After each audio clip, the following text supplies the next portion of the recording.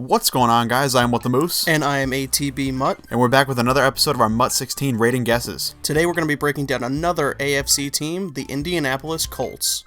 With the 29th overall pick in the 2015 NFL Draft, the Indianapolis Colts selected Phillip Dorsett, wide receiver.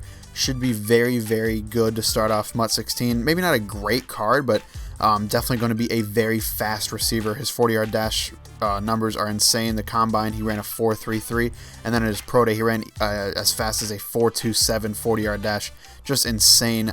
He's not very tall, only 5'10", kind of like a T.Y. Hilton, to be completely honest, joining him as a teammate. And he should make for a very solid wide receiver core with T.Y., of course, and then the addition of Andre Johnson in the offseason as well. Their receiver core should be much, much better. We're thinking Phillip Dorsett starts off with a low 70 overall, maybe a 72 or a 73 overall in MUT 16. At number 5 on our countdown for MUT 16 for the Indianapolis Colts, we have Frank Gore. Of course, signed this offseason with them.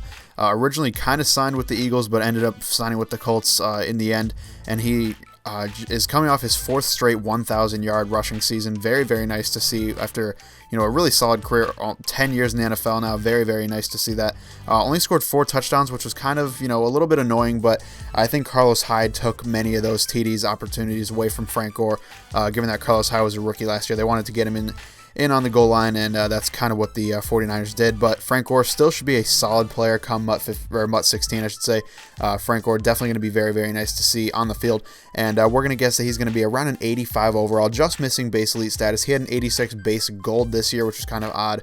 Most 86 were elites, but he had an 86, and it was only a gold. So we're going to think he's an 85. He still had a good year.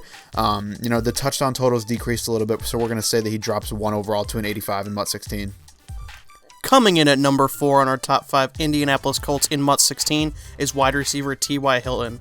It's kind of surprising that the Colts drafted Phillip Dorsett in the first round when they have pretty much the same receiver in T.Y. Hilton. Hilton had a terrific 2014 season. He had over 1,300 receiving yards and 7 touchdowns.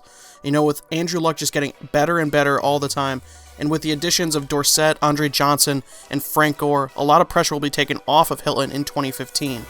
His stats might not be as gaudy next season because of this depth on the Colts offense, but he's still a very solid player. Now, turning to MUT 16, he'd be a great receiver to start out, but I wouldn't want to play him on the outside because he's just 5'9", so he's a little short, but he'd be a great slot receiver. Now, turning to the ratings, to start out MUT 16, we're going to project T.Y. Hilton at an 85 overall gold. At number 3 on our Indianapolis Colts countdown is Robert Mathis. He ended up being out all of last season, partially due to a suspension at the beginning of the year, and then he was actually hurt when he was, getting ready to come back, so he didn't play a single snap in the 2014 season, but the season before in 2013, he had 19.5 sacks, definitely warranted that 87 overall in MUT 15, and we're going to say that because he didn't play all last season, we're going to drop him 1 overall to an 86 overall. Obviously, he has the pedigree. He's had multiple seasons over 10 sacks, and that 19.5 sack season is one of the higher ones all time in the record book. So Robert Mathis definitely going to be a force on the edge if he can get back on the field. He should be on the field.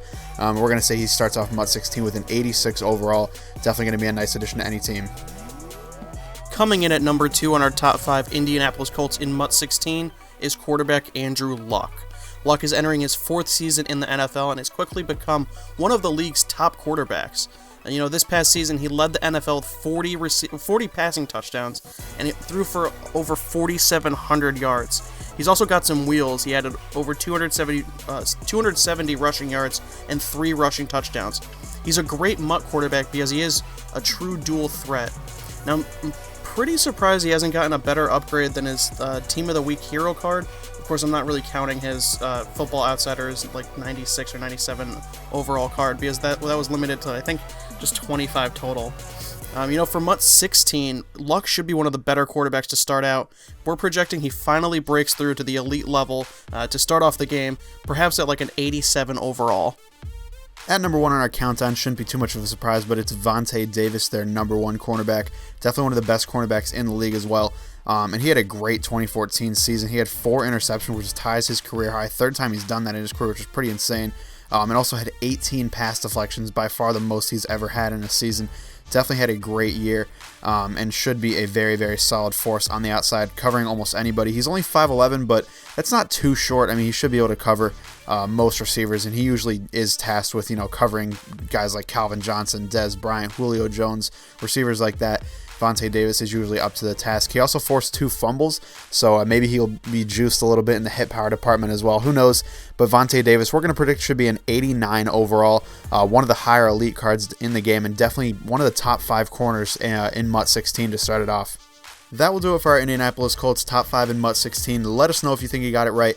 It was kind of tough to leave Andre Johnson off the list, but we thought his last season was not good enough to get him in the top 5. But let us know in the comments if you agree with that. If not, let us know who you think your top 5 Dallas Cowboys are. This will definitely be a fun episode. Me and my brother are both huge Dallas Cowboys fans, and we're definitely going to do it well. We're not going to juice anybody. We're going to stick to the game plan and stick to facts and everything. But it should be a fun episode nonetheless. So thank you guys for watching, and I'll see you later.